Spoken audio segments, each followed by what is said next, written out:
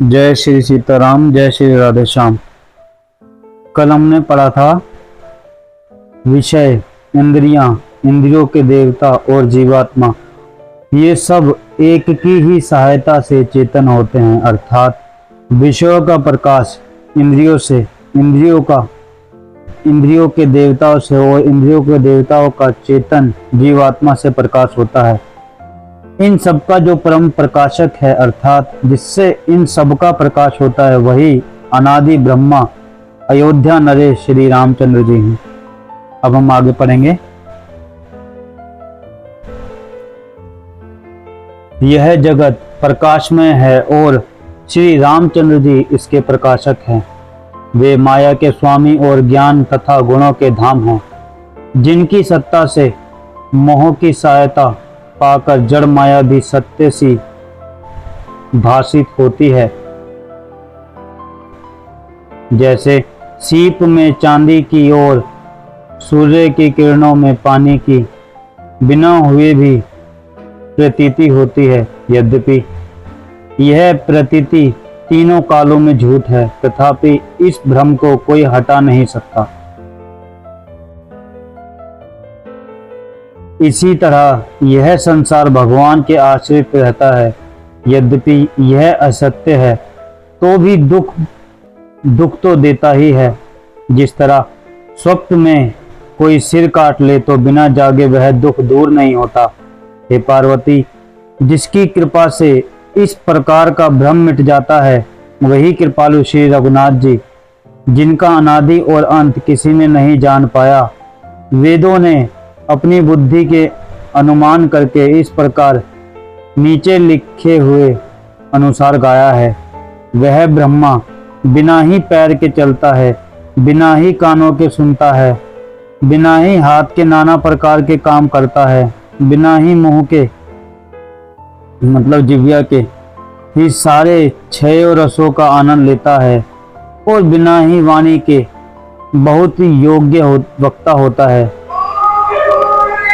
वह बिना ही शरीर त्वचा के स्पर्श करता है, बिना ही आंखों के देखता है और बिना ही नाक के सब ग्रंथों को ग्रहण करता है, सूंघता है। सब गंधों को, गंध है ये, सब गंधों को सूंघता है। उस ब्रह्मा की करनी सभी प्रकार से ऐसी अलौकिक है कि जिसकी महिमा नहीं कही जा सकती, जिसका वेद और पंडित इस प्रकार वर्णन करते हैं और मुनि जिसका ध्यान धरते हैं, वही दशरथ नंदन भक्तों के हितकारी अयोध्या के स्वामी भगवान श्री रामचंद्र जी हैं। हे पार्वती, जिनके नाम के बल से काशी में मरते हुए प्राणी को देखकर मैं उसे राम मंत्र देकर शोक रहित कर देता हूँ, मुक्त कर देता हूँ, वही मेरे प्रभु रघुश्रेष्ठ श्री रामचंद्र जी जड़ चेतन के स्वामी और सबके हृदय के भीतर की जानने वाले हैं। सबके मन में क्या चल रहा है वो सब कुछ जानने वाले हैं। विवश होकर बिना इच्छा के भी जिनका नाम लेने से मनुष्य के अनेक जन्मों में किए हुए पाप जल जाते हैं, फिर जो मनुष्य आदर पूर्वक उनका स्मरण करते हैं, वे तो संसार रूपी दुस्तर समुद्र को गाय के खुर के बने हुए गड्ढे के समान, अर्थात बिना ही किसी परिश्रम के पार कर जाते हैं। हे पार्वती, वही परमात्मा श्री रामचंद्र जी, उनके भ्रम देखने में आता है, उनमें भ्रम देखने में आता है। तुम्हारा ऐसा कहना अत्यंत ही अनुचित है।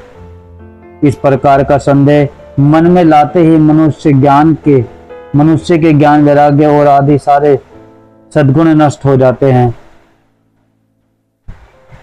शिव जी के भ्रम नाशक वचनों को सुनकर पार्वती के सब कुतर्कों की रचना मिट गई। श्री रघुनाथ जी के चरणों में उनका प्रेम और विश्वास हो गया और कठिन असंभावना, जिसका होना असंभव नहीं, ऐसी मिथ्या कल्पना की जाती रही।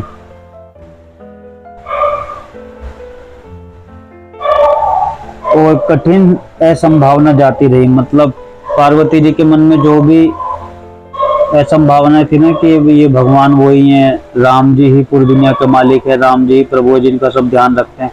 तो शिव जी ने जब उनको ये सारी बातें बताई तो उनके भ्रम मिटते गए और वो इस बात को स्वीकार करने लगे, मन में जानने लगी कि यही पर ब्रह्म है, पूरी दुनिया के मालिक यही हैं, हम सब इन्हीं की संतान हैं, यही मालिक है। तो पार्वती जी ऐसा जानने लगी।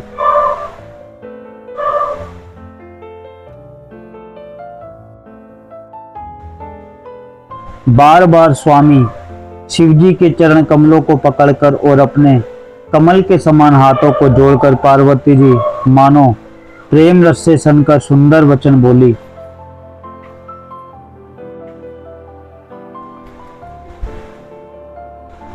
आपकी चंद्रमा की किरणों के समान शीतल वाणी सुनकर मेरा अज्ञान रूपी शरद ऋतु वार की धूप का भारी ताप मिट गया है। हे कृपालु, आपने मेरा सब संदेह हर लिया है। अब श्री रामचंद्र जी का यथार्थ स्वरूप मेरी समझ में आ गया है। हे नाथ, आपकी कृपा से अब मेरा विषाद जाता रहा और आपके चरणों के अनुग्रह से मैं सुखी हो गई हूँ। यद्यपि मैं स्त्री होने के कारण स्वभाव से ही मूर्ख और अज्ञानहीन हूँ, तो भी अब आप मुझे अपनी दासी जानकर, हे प्रभु, यदि आप मुझ पर प्रसन्न हैं तो जो बात मैंने पहले आपसे पूछी थी वही कहिए। यह सत्य है कि श्री रामचंद्र जी ब्रह्मा हैं, चिन्मय ज्ञान स्वरूप हैं, अविनाशी हैं, सबसे रहित हैं और सबके हृदय रूपी नगरी में निवास करते हैं। फिर है नाथ, उन्होंने मनुष्य शरीर किस कारण से धारण किया है? हे धर्म के ध्वजा धारण करने वाले प्रभु, यह मुझे समझाकर कहिए। पार्वती जी के अत्यंत नम्र वचन सुनकर और श्री रामचंद्र जी की कथा में उनका विशुद्ध प्रेम देखकर तब कामदेव के शत्रु स्वाभाविक ही सुजान कृपा निधान शिव जी मन में बहुत ही हर्षित हुए और बहुत प्रकार से पार्वती जी की बड़ाई करके फिर बोले। हे पार्वती, निर्मल रामचरित मानस की वह मंगलमयी कथा सुनो जिसे काकभूषणी जी ने विस्तार से कहा और पक्षियों के राजा गरुड़ जी ने सुना था।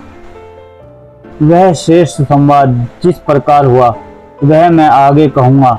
अभी तुम श्री रामचंद्र जी के अवतार का परम सुंदर और पवित्र पापनाशक चरित्र सुनो। श्री हरि के गुण, नाम, कथा और रूप सभी अपार, अनगिनत और असीम हैं। फिर भी हे पार्वती, मैं अपनी बुद्धि के अनुसार कहता हूँ, तुम आदर पूर्वक सुनो। हे पार्वती सुनो, वेद शास्त्रों ने श्री हरि के सुंदर, विस्तृत और निर्मल चरित्र का गान किया है।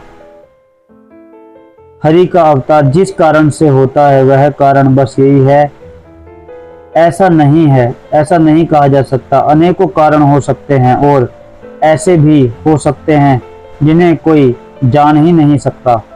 हे सयानी सुनो, हमारा मत तो यह है कि बुद्धि, मन और वाणी से श्री रामचंद्र जी की तर्कना नहीं की जा सकती। तथापि संत, मुनि, वेद और पुराण अपनी अपनी बुद्धि के अनुसार जैसा कुछ कहते हैं और जैसा कुछ मेरी समझ में आता है, हे सुमुखी, वही कारण मैं तुमको सुनाता हूँ। जब जब धर्म का ह्रास होता है और नीच अभिमानी राक्षस बढ़ जाते हैं और वे ऐसा अन्याय करते हैं कि जिसका वर्णन नहीं हो सकता, तथा ब्राह्मण, गो, देवता और पृथ्वी कष्ट पाते हैं, तब वे कृपा निधान प्रभु भांति भांति के दिव्य शरीर धारण कर सज्जनों की पीड़ा को हरते हैं। जय श्री सीताराम, जय श्री राधे श्याम। आज हमने यहाँ तक पढ़ा, कल हम इसको और आगे पढ़ेंगे।